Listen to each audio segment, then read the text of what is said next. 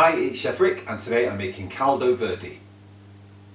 Right, so the first thing we're going to do is start off with a chorizo. This is a spicy chorizo that I've got from the supermarket. And yeah, I am saying chorizo. I always have, so I like doing it. But you call it chorizo, doesn't matter to me. What does matter is that you peel the skin off. A lot of people don't even realise that there is a skin to this, or a rind. It's very thin. Sometimes it comes off in like one, pull. Sometimes, like with this one, you have to mess around with it a tiny bit, but it's well worth doing. Whether you're cooking it, whether you're chopping it up and just eating it raw. Without that skin, it's obviously so much better. So yeah, do take a few minutes at the beginning to peel it. And then we're just going to chop this one into probably about 1-inch chunks, decent, like fat chunks.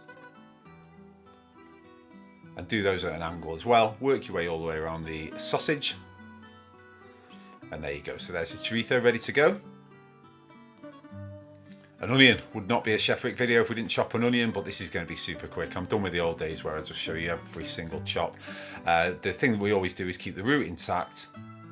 That bit there. And if we keep that intact, then we're not going to cry. You chop it lengthways, chop it the other way. And for this, we just want very kind of thin little strips of onion. Garlic, 4 cloves of garlic, which we're going to mince. So we've peeled them already, you flatten them with the back of a knife and then literally just take your time working it back and forward until you've got very finely chopped up or minced garlic. Some potatoes is going to be the base for this soup, so we just first of all want to peel those potatoes.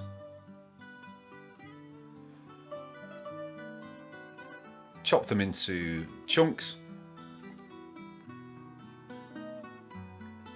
Just like that, so they're the sort of size that we're looking for.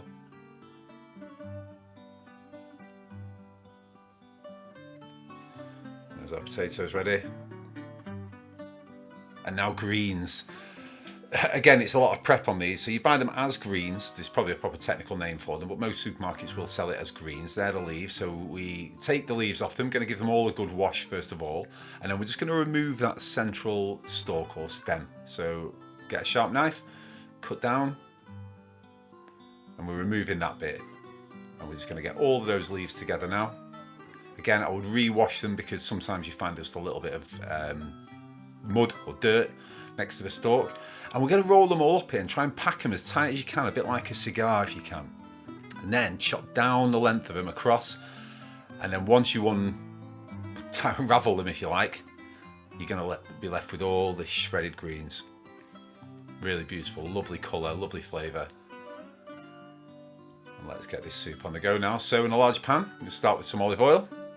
Again, all the quantities will be in the description. And in with the chorizo. Now with this, we're just going to give it a little fry for just a couple of minutes. You want the edges of it to get a nice bit of crispiness to them, and you certainly want some of that lovely paprika that's in with the sausage to go into that oil, so you're making it a really paprika-y oil. But fish them out before they overcook, because you definitely do not want these to cook all the way through and go dry. You just want them to have a nice crispy edge and be lovely and soft and meaty in the middle.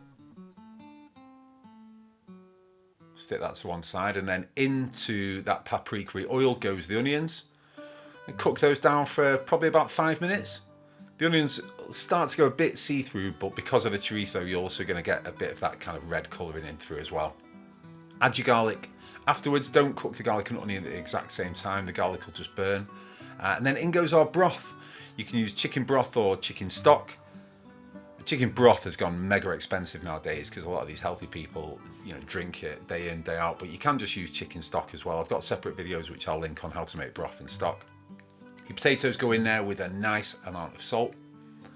Put that lid on, and then we're going to leave it probably for around about half an hour. Turn that down slightly. It's not over the top boiling here, but we just want this kind of more of a simmer than a boil. So here we are, probably around about half an hour later or so. See how soft the potatoes are. You don't want them to go instantly mushy. You want a little bit of work, but you see how that fork's breaking them apart? This is perfect. And then I blitzed them up.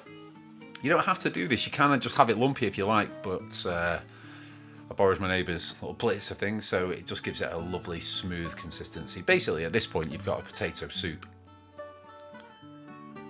You serve that like that. It's a potato soup with that little bit of paprika in the background from the chorizo. Give it a test, as always, with everything. Didn't need any more salt at that point. In go the greens. and they're going to add so much flavour. We're going to let those cook in there for probably around about 10 minutes or so. Get that lid back on, let them all cook through. You just want those softened ever so slightly, but we don't want them to go to mush.